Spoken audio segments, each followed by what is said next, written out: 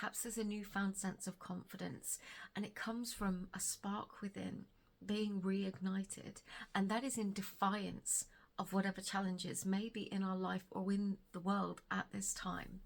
It does feel like a sheer-minded defiance of what could have been very, very difficult, what still may remain difficult. There is a defiant attitude that says, okay, I realize that this calling, this whatever it is, this thing that I want to do, whether it's going for a new job or a promotion or entering into a new relationship or pushing yourself to learn something new, to stick to a new habit, it feels like there could be a million reasons why you could say to yourself, okay, I can't do this because, but actually it feels like you're going, no, it's time. I've got that feeling I need to do this now. Hello, my beautiful friends. Welcome. Anna, Alchemist of the Arts here, and I'm wishing you my best for the equinox today. At the time of filming, it is the spring equinox in the UK. Of course, for my friends in the southern hemisphere, that will be the autumn equinox. And for those of you that aren't aware, that is the day when the light so the day and the night are completely equal.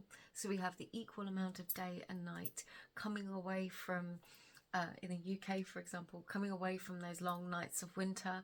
We're now back to equal day and night, heading towards the summer. It's a beautiful thing to follow the cycles of nature and the cycle of the seasons, if you experience them, because obviously not all countries and peoples do. But here in England, it's always beautiful to track and follow those cycles of the seasons and see how they mirror our own lives and how we can relate to them in a way that helps us to understand some of our own personal experiences. And it's interesting as we step into spring, as we start thinking about new life, new growth and emergence, it comes with it this sense of victory over what could have been very, very difficult, but it also feels to me like a fresh resolve to get on and do things. And for many of us, there could be a realization that perhaps it's time to dig the heels in and to just do the thing anyway. I'm also getting this strong sense that we're perhaps being given a second chance or another chance at an opportunity. And I feel like this is built upon a lot of personal growth and development.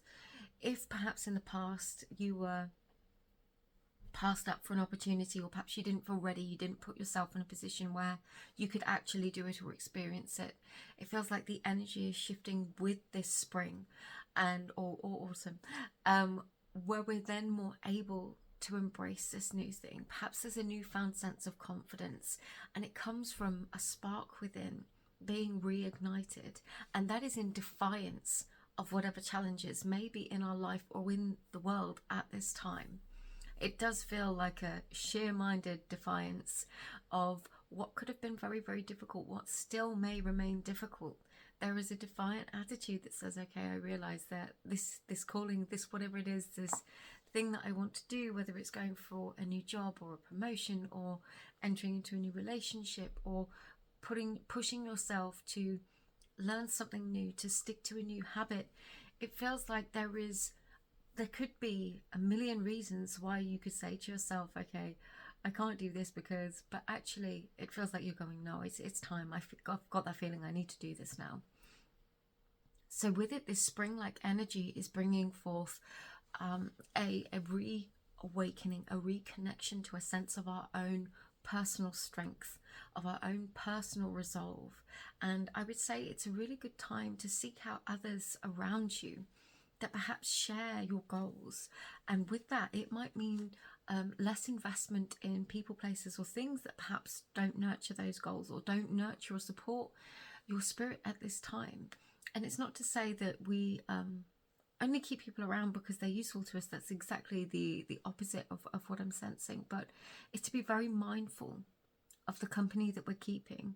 And again, it's not just friends, company like that. It could be things that we've outgrown. And when it comes for another level, rising up, stepping to something new, really digging in and finding that resolve to do something, there can be, like I said earlier, a million reasons why we tell ourselves we can't.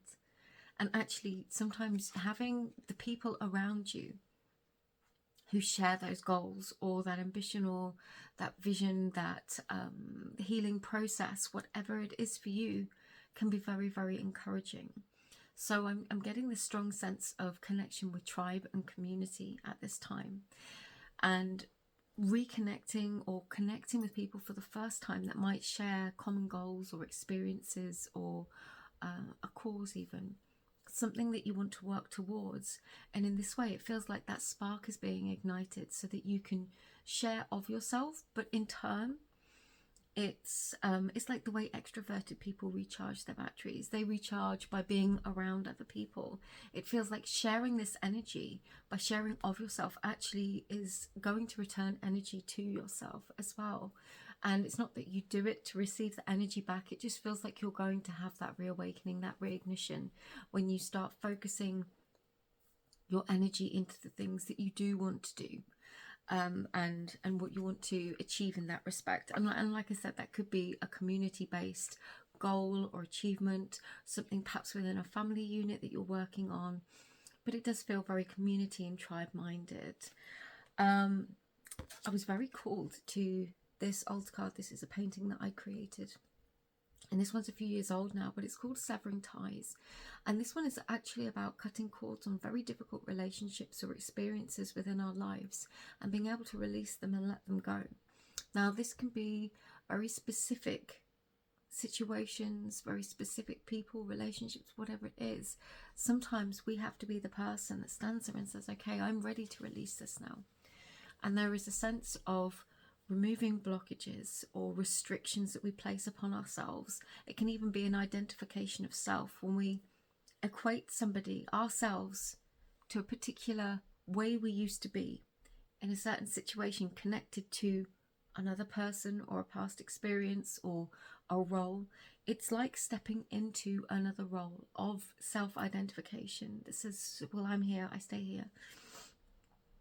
And I really feel like this next layer of, this next level of growth, of awakening, whatever you want to call it, is inviting us to release some of those identifications, perhaps connected to past people, past situations, people that we've been connected to, other people, other communities, perhaps other experiences that we're now ready to say goodbye to.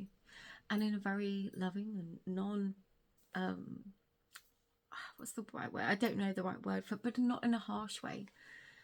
To then pull energy back to self and allow yourself to be who it is that you feel most called to be in this moment, to do and achieve what it is you are here to do. So with that in mind, I'm going to go do some runes. I'm going to try and keep these videos a little bit shorter for you. But I'm just going to say, I said that. Caveat. She says, before I go into the runes, these next 3 months, I like to think that all energy is progressive. All of our journeys, all of our paths will be different. We will often have mirrored experiences within those, but it feels very much like there is going to be this spark reignited, a return to greater joy, but also greater focus. And for me, that's very much the energy of Nalthis. It is something that sparks a desire or an intention to do something within us. It propels us forwards, and it can feel like necessity. It can feel like that we need to do this thing, and that can manifest in a whole host of different emotional experiences or expressions within our life. So just take real note over the next few months, perhaps what you feel called to spend less time doing and called to spend more time doing. You might find you meet some very interesting people over the next few months, and that this spring-like energy brings growth of other people around you as well. And one of the most important things to remember is that with energy like this, just as we grow and change, sometimes other people grow and change as well. Often everybody grows and changes. Sometimes people don't. It's not for us to judge. It's for us to understand ourselves within that relationship and whether or not we choose to be a part of that experience.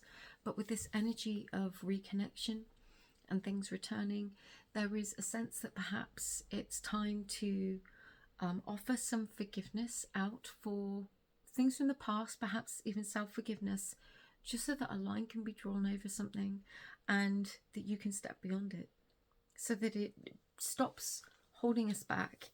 It's interesting, just releasing those identities of who we were, again releasing identities of perhaps who other people were at that time, allowing people to be, and to stop telling some of the stories to ourselves that we've been telling about our lives, about the things that we can do, about the things that we can achieve, because it feels like many of us are through this kind of energy, perhaps realizing, unlocking some new kind of potential energy.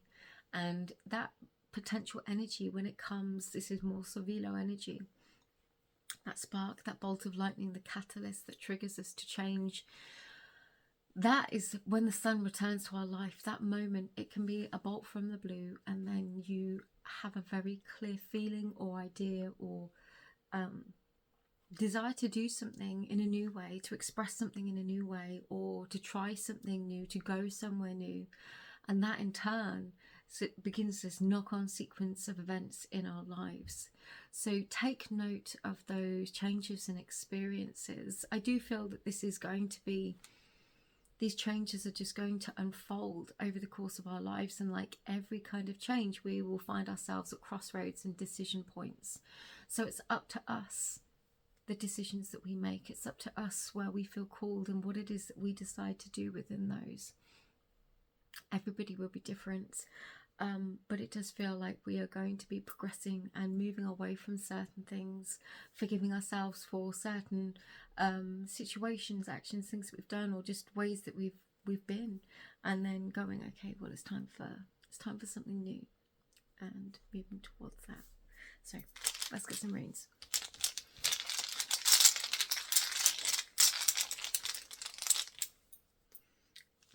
Of course, we have Ingvars, and Ingvars very much is probably one of the most spring-like runes that we could have.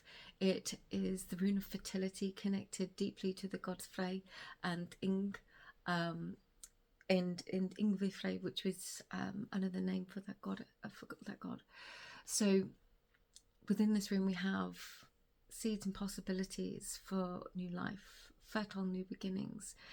I would say very much so focus on the seeds that you are planting, the thoughts that you are planting within soil, and those thoughts that we have about our life. What are we investing our thought energy into?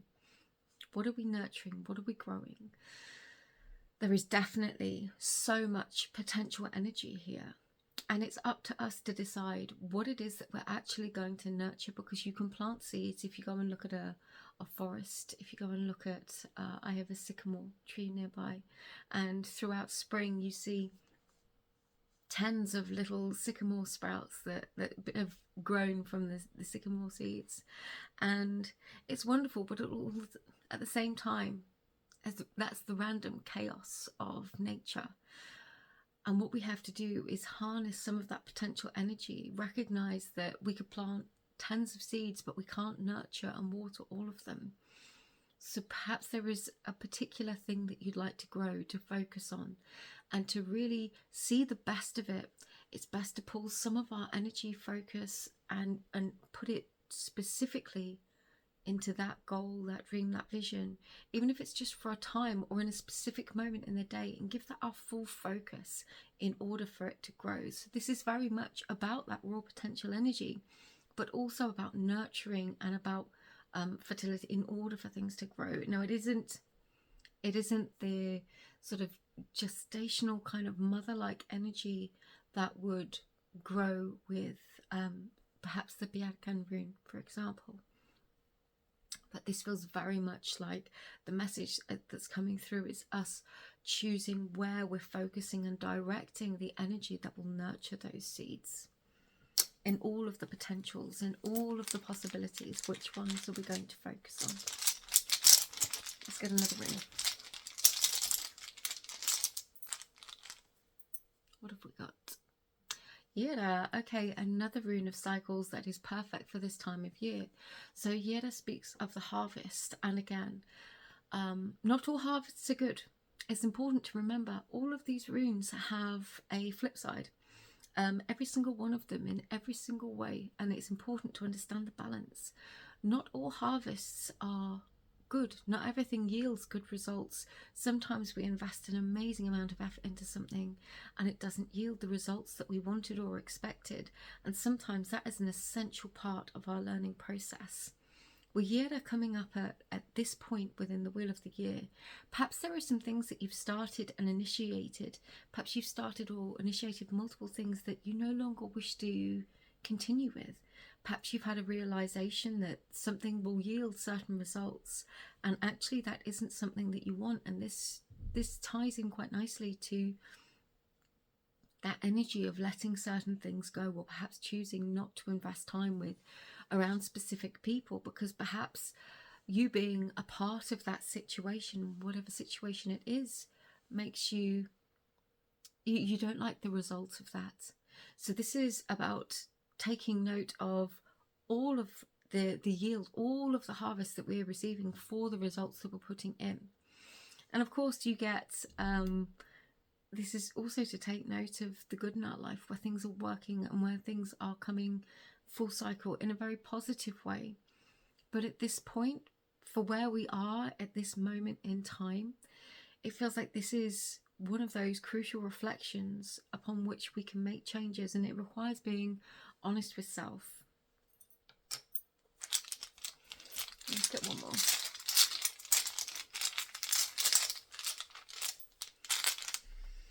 And what do we have? Oh, of course, we have Nathis. Interesting, because I was talking about Nathis. It is one of my favourite runes. And again, I think to understand and appreciate all of the runes is to understand the multifaceted nature, and how through a lens of working with the specific qualities that they typify, we can recognise those qualities within ourselves. Now for me, Nathis is that sense of necessity. It is quite a forceful desire or feeling, a sensation that we need to change something, that we need something, we want to experience something, that we have a lack of something. And again, those can be challenging emotions. So this is asking us to look at those challenging emotions. It's asking us to look at what it is that is driving us. What is our motivation? Is it, you know, if you were starving, or if you were in the desert and had no water for days, you would literally drink anything. In the moment you stumbled across water, you would drink anything. And in that respect, sometimes if we feel an innate lack of something, we will settle for things, or we will put ourselves forward for things that are actually less than we can do, less than we can achieve, or we'll settle. And I think this is a reminder that anywhere where we feel that sense of discomfort, perhaps something that is driving us for more. I don't think we should always be driving for more. There is a great deal of peace and pleasure and enjoyment and fulfillment that can be found in the present moment, of appreciating and being grateful for where we are in the present moment. But underpinning that, those places where we suddenly feel like, okay, I know that I can give more, achieve more, or I know I could express this better, or perhaps there is this other calling, this other thing I'm really passionate about and I want to do. This is one of those moments where over the next 3 months, where we probably feel guided, called, nudged even, perhaps by circumstances beyond our control, to look at new things, try new things, and perhaps walk away from some things. But I'm trying to, it does feel, it looks like a grasping type energy, which isn't necessarily something that many of us, I wouldn't ever recommend, like grasping towards something, but it almost feels like reaching out. It's like reaching out. What is it that you are reaching towards? And it feels like there could be another level of something that you're now reaching towards, and it feels like the right time for that. So I will just quickly share with you my latest painting. It is not quite finished. I've got to go and finish this now, but this is quite a big one. You can see the gold in there. This is, of course, dedicated to the equinox and it's very much based upon the juxtaposition of those energies. But if you're not over on my Instagram, I would say come and follow me over there, and I will share some of this finished painting once I am done. And perhaps I will do a more detailed breakdown of this painting and what it means and what it represents. I tend to do a bit of that over on my Instagram, but it's definitely something I could do over here. Anyway, I will wrap this up. I have been a bit quicker today. I hope you enjoyed this video. I wish you the happiest equinox wherever in the world you are. I hope it is good for you. I hope you're well. Sending you all my love, and I will speak to you really, really soon. Take care.